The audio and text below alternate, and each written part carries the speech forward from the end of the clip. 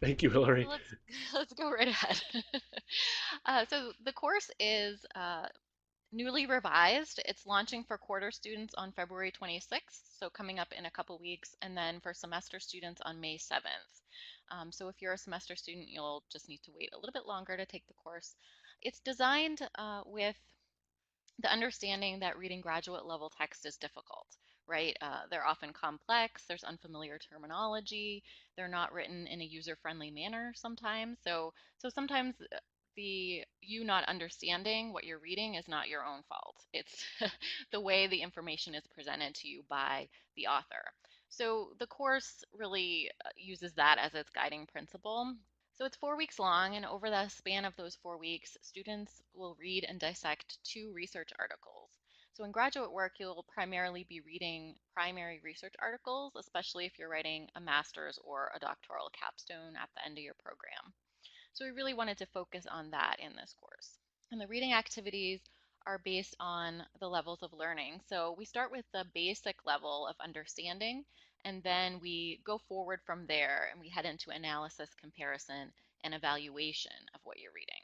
So we're hoping that your knowledge and your understanding grow as we progress through the course. So in the course also, reading and writing really have an equal emphasis. The writing activities are the way that you demonstrate your understanding and analysis of the reading. After all, you cannot really be a great writer without having that strong reading ability as well. For example, if you don't understand the findings of a research study, it will be very hard for you to put those findings in your own words when you're paraphrasing and using that information in your own paper. So this course is ultimately meant to make you a stronger writer and a stronger reader. So we're just isolating the reading and giving you techniques to read more efficiently and deeply. All right, so how now we get into the nitty-gritty of each week. The resources for week 1 focus on strategies for ensuring understanding as you read, as well as becoming familiar with the sections of a research article and what information is found where in a research article, because it can be hard to understand. But once you understand that formula, you can approach various research articles already knowing, okay, this is where I want to pinpoint the information. This is where I can go to find exactly what I need. The objectives are describe experiences of reading for academic purposes, apply reading strategies for comprehension, and identify the main idea of a scholarly text. And for the discussion here, it's a two-paragraph reflection about the reading challenges you've experienced in the past, particularly reading in an academic context. So we'll ask you to reflect on one experience that you've had reading and how that demonstrates what challenges you have and how you want to grow from that experience. For the assignment, you take notes on one research article that's been assigned to you and you isolate the main idea of that article. There's a note-taking worksheet provided, and I'm hoping that that's something that you can continue using in your other courses as well as a template for all your note-taking activities. Week 2, we move from that understanding into analysis. And analysis essentially means you're reading more deeply into the material to pick out the elements that contribute to the whole. So elements such as tone, word choice, and evidence, finding those in the article. And from those elements, you can infer who the audience is, what the researcher's purpose is, and what the argument is. For the objectives this week, we have analyze a journal article for audience and purpose, analyze supportive evidence of the main idea of a journal article. And in the discussion, you pick out examples of specific word choice and sentence structure used in a sample from the research article. And based on those specific word choices and sentence structure, you determine what that says about the author's intended audience and purpose. For the assignment, you would write a two-paragraph analysis of the research article's findings and how those findings support the main idea you identified in week 1. So really looking at how the evidence feeds into the main idea, isolating what that evidence is and how is it working? How is it constructing the argument that the researcher is making? All right, going into week 3, we add another journal article to the one you have already been reading. And my reasoning for this was it reflects the reading you do as a graduate scholar. You're never reading in isolation without any kind of external forces acting upon you. You are constantly comparing what you're reading in that moment to other articles and to your own past experiences and your own beliefs. So we wanted to focus on reading for comparison this week. The objectives are to evaluate two journal articles based on audience and purpose and compare the main ideas, methods, and findings of two journal articles.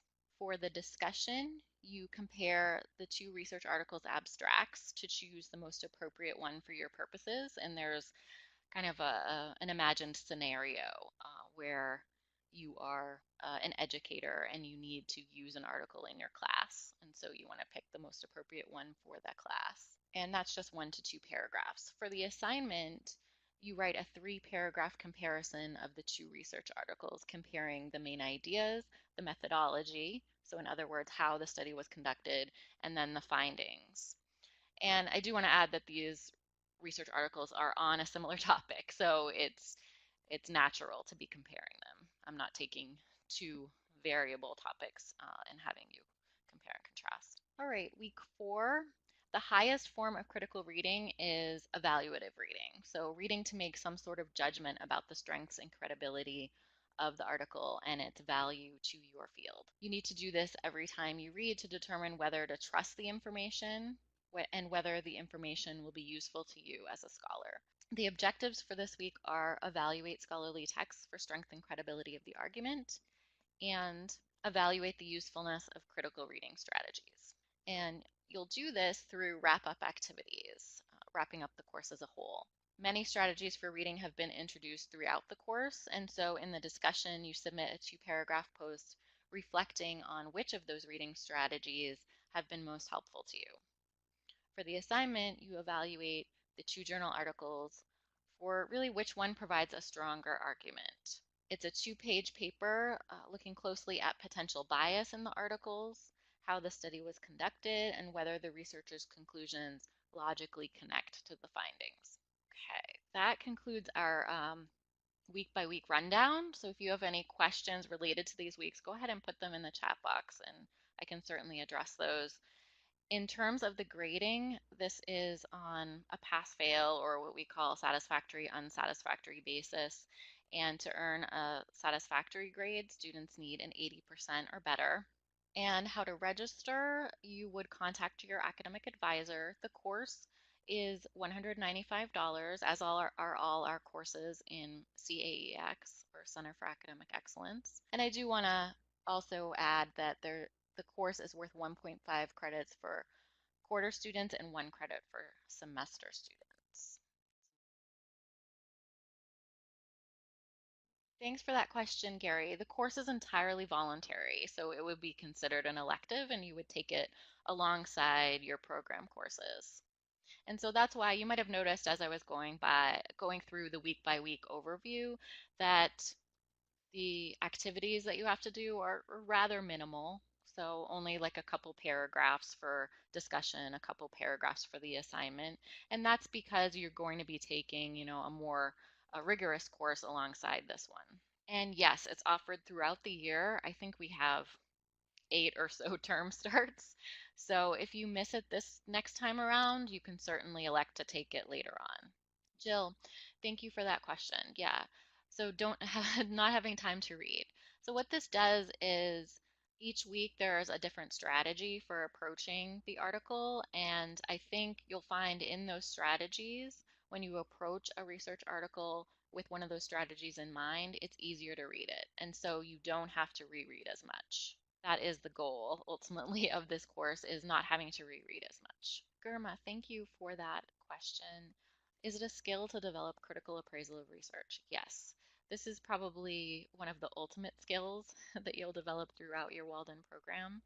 And it really is necessary because, you have to be able to trust the information that you're reading and determine what biases might have come into that information and whether a study was conducted in an appropriate manner and how that might apply or not apply to the research topic that you're pursuing. So it really is helpful because if you are in a doctoral program and you're going on to write your dissertation, you really have to defend why your topic is worthy of study. And so, in order to do that, you have to evaluate all the other studies that have come before yours. Thank you, Hillary, for presenting. Thank you, Cindy, for captioning, and thank you all for attending.